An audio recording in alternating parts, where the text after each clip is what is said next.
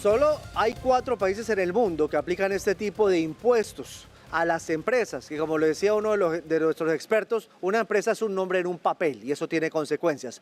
Pero bueno, aquí en Redman Noticias, ustedes lo saben, conocer las noticias es bueno, entenderlas es mejor. Nos fuimos a hablar con exmagistrados, a ver si es viable o no es viable que el gobierno pueda hacer esto y que lo avale la Corte. Esto es lo que nos dicen. Exmagistrados de las altas cortes rechazaron la presión del presidente Gustavo Petro con el ultimátum a la Corte Constitucional para que levante la suspensión provisional del decreto que declaró la emergencia económica en diciembre pasado. Expresidentes de ese tribunal aseguraron que el gobierno no debería entrar en una confrontación con los magistrados de la Corte, sino que el presidente Petro debe tener claras cuáles son las opciones viables frente a la crisis por la ola invernal. Yo creo que por eso decía que la estrategia o el enfoque es equivocado, porque lo que cabe no es plantear una cierta confrontación o un señalamiento a la Corte diciendo, mire, la Corte suspendió un decreto que nos servía para enfrentar esta realidad, sino que estamos ante una situación nueva. Y entonces lo que el gobierno debe hacer es evaluar si esa situación nueva requiere de una nueva emergencia económica, que es la alternativa que ha planteado el gobierno. Desde otros altos tribunales también respaldaron la independencia de los magistrados de la Corte Constitucional, pues expresidentes de la Corte Suprema de Justicia consideran que la presión del primer mandatario obedece a fines políticos. Esto requeriría una nueva declaratoria de emergencia económica, aduciendo como hecho sobreviniente los que ellos consideren con relación a esta ola invernal, para que la Corte vuelva y examine. Pero no puede mezclar las dos declaratorias, no es jurídicamente posible. Yo creo que en el fondo hay un sabor más político que jurídico, poner entre palos a la Corte y hacer una presión política con fines al debate electoral. Además, para expertos constitucionalistas, el gobierno estaría saltando requisitos fundamentales para establecer las cifras que buscan recaudar con la declaratoria de emergencia. ¿Cómo es posible que para expedir ese supuesto nuevo decreto están señalando una cifra de 9 billones de pesos, sin ninguna fundamentación técnica, administrativa y, lo más importante, financiera?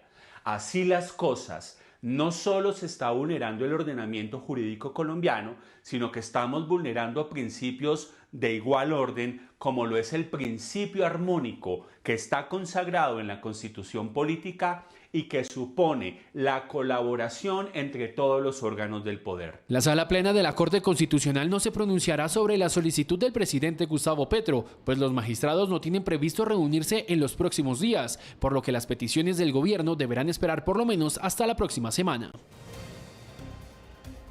A propósito de este informe, muchos se preguntan, bueno, ¿y dónde está el sustento técnico?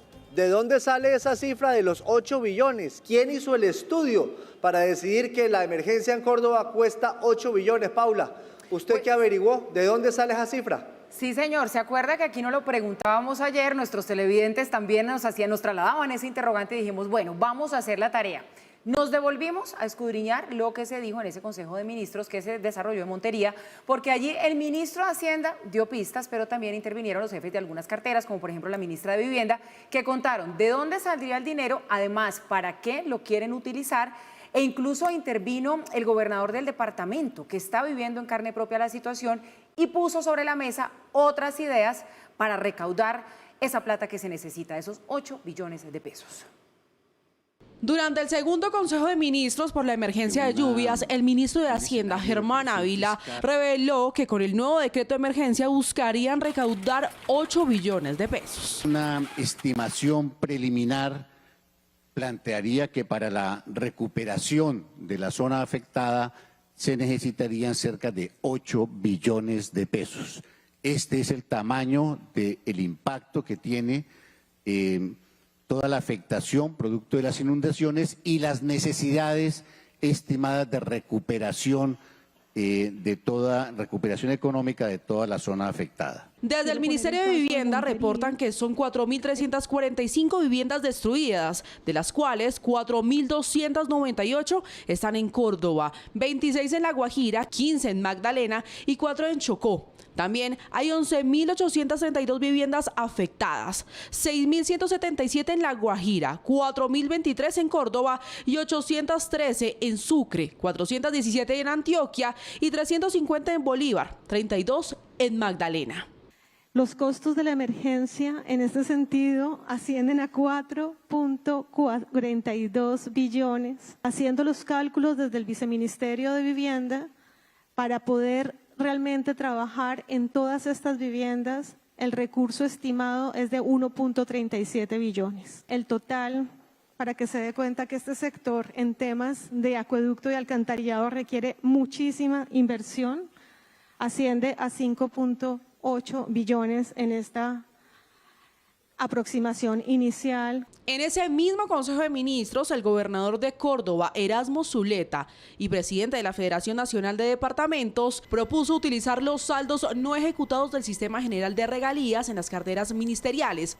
Hoy va a ir varias bolsas de recursos sin utilizarse, aproximadamente 7 billones de pesos en los recursos de ciencia, tecnología e innovación y los recursos de regalías de ambiente. Se puede buscar una estrategia para que de esta bolsa de recursos, como lo decía la señora ministra de Ambiente, se estructuren proyectos que permitan una efectiva recuperación económica de los sectores estratégicos y también plantear soluciones que nos permitan entender la emergencia. Y hoy otros gobernadores se sumaron a esa petición al gobierno nacional. Y que hasta el momento no han sido utilizados. Tenemos estancados en esos fondos cuenta desde hace más de 5 o 7 años, más de 9 billones de pesos que están ahí quietos, tomando intereses en el sistema financiero y deberían colocarse para la atención de todas estas emergencias. El presidente Gustavo Petro respondió desde la red social X. Otra vez, en el Fondo Ambiental quedan 500.000 millones para proyectos con comunidades afro que ya se están ejecutando. El presidente Gustavo Petro también ha asegurado que habrá un tercer Consejo de Ministros para dar a conocer las acciones del gobierno en medio de esta emergencia de lluvias. Que si se necesita la emergencia económica, sí. Que si se necesita la plata, pues obvio, pero no como lo está planteando el gobierno, es lo que dicen los expertos. Los que saben, dice que en esta emergencia se tiene que tratar con la plata de la caja, con la plata que está, no imponiendo impuestos a las empresas. ¿Qué son las empresas? Nombres en un papel. Solo 4 países en el mundo hacen eso. Además, ¿de dónde sacaron los estudios? ¿Dónde está el sustento técnico para decir que esto cuesta 8 billones? Porque si ahora van a decir que van a hacer un acueducto, ese no es un hecho sobreviniente. Que van a hacer una carretera, eso tampoco es. Esto es para atender una tragedia. Eso sí es un hecho sobreviniente, que es atender a las personas que están sufriendo estas inundaciones. Y para muchos eso no cuesta 8 billones de pesos. Entonces, hay que recoger la plata así, pero no así. Deberían buscar la caja, la plata que no se ha ejecutado, por ejemplo, en el Ministerio de la Igualdad, la plata que no se ha ejecutado en el Ministerio de Cultura, la plata que no se ha ejecutado en muchos ministerios, porque si algo tiene este gobierno, Paula y Mauricio, es la muy baja ejecución. Entonces, plata debe haber. ¿Qué necesidad hay de coger ahora a las empresas y aplicarle unos impuestos, además, para muchos antitécnicos, unos impuestos que el país desconoce, impuestos a las empresas? Estábamos viendo algunos casos de bancos que de tajo tienen que pagar 200.000 millones de pesos porque sí. Mire, eso es muy difícil que lo pueda avalar la Corte. La Corte está muy atenta de la decisión del presidente. Ahora, con esto no estamos diciendo que no se necesita la emergencia. Claro que sí. Lo que estamos diciendo es, quizás lo acertado es ver dónde está la plata y utilizar lo que está en caja en vez de poner un impuesto de estos que en últimas termina derivando en desempleo. Porque acuérdese, cuando usted golpea a una empresa, ¿a quién le traslada el precio de la empresa? Al consumidor y al empleado. Pero mire, Giovanni, que no es del todo tan claro que sí se necesite un decreto de emergencia económica, ¿sabe? Justamente por todo lo que usted estaba señalando. Es clarísimo que este es un hecho sobreviniente, de eso no hay duda, pero si no se hubiesen robado a la Unidad Nacional de Gestión de Riesgo, tendríamos los recursos para atender todo lo que está pasando ahora con los desastres naturales, de la crisis por el invierno y demás.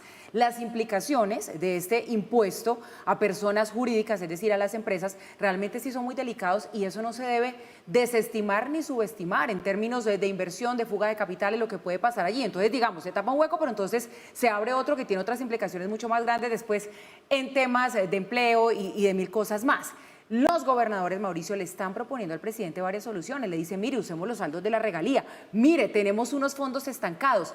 Es decir, aún con el saqueo a la Unidad Nacional de Gestión de Riesgos, tenemos cómo responder si se trasladan recursos responsablemente de un lado a otro. Y lo que les estaba contando ahora, en Casa de Nariño ya están llegando los ministros a poner su firma en este decreto de emergencia económica.